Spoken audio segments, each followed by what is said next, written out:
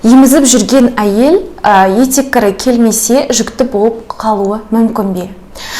Осы сұрақтарға толық жауап алу үшін осы видеоны соңына дейін тыңдаңыздар. Сәлем қыз келіншектер, менің есімім Шаңдағы Жүніс Мейрамбайқызы, мен акушер-гинеколог дәрігермін. Егер де осындай пайдалы ақпараттарды жіберіп алғыңыз келмесе, подписка жасауды, лайк басуды және ұнаса комментарий жазуды, сұрақтарыңыз болса ұмытпаңыздар. Жалпы қыз келіншектер, жүкті әйел, яғни босанады. Босанғаннан кейін әйелде өздігінен жаңағы табиғи жолмен мезгілсіз жүктіліктен қорғайтын процесс болады, яғни метод лактационной аменорея деп аталады. Яғни босанған әйелде етеккірі келмеуі мүмкін. Етеккірі келмейді, яғни не үшін келмейді? Өйткені босанған әйел емізеді, емізген кезде пролактин гормоны бөлінеді. Сол пролактин гормоны босанған әйелде етеккірін келтірмейді, овуляцияны тежейді.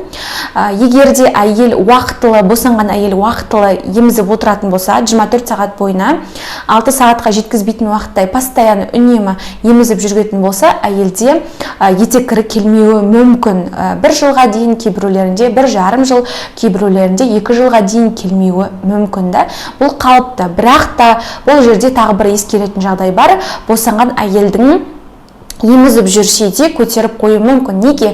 Өйткені ол 1 жасқа дейін немесе 1,5 жасқа дейін ол босанған әйел үнемі каждый 2 сағат, 3 сағат сайын емізіп жүрмейді. Ол кезде уже емізу уақыты өзгереді. Сондықтан сізде бұл жаңағы жүктіліктен қорғану табиғи жолмен бұл кезде уже бұзылады. Сондықтан сіздер қосымша презерватив, яғни барьерный метод деп аталады, мүше қапты қолдану керексіздер. Немесе егер жаңағы көптеген әйелдер егер болашақта жаңағы жоспарламайтын болса, стерилизация деп аталады, маточных труб сондай қолдану мүмкін, немесе спираль, немесе чисто прогестиновый препараттар контрацепциялық мақсатта қолданғандар дұрыс. Өйткені босанған әйелдерде 3 айдан кейін овуляция қалпына келіп, босанған әйел емізіп жүрсе де жүкті болып қалуы мүмкін. Сондықтан соны ескере жүріңіздер, қыздар. Босанған әйелдер, егер сіздерге біраз уақытқа дейін босануға болмайтын болса, кесір тілімен босанған болсаңыздар, сіздерге қалыпқа келуге белгілі бір уақыттар керек. Сондықтан егер де алдағы уақыттарда босанғаннан кейін жүктілікті жоспарламайтын болсаңыздар, сіздерге өздеріңізге надежный деп айтады ғой, сондай методты қолданғандарыңыз дұрыс. Яғни надежный жүктіліктен қорғайтын методты қолдану керек. Яғни ол чисто прогестиновые таблетки, немесе спираль қолдануға болады, немесе презерватив.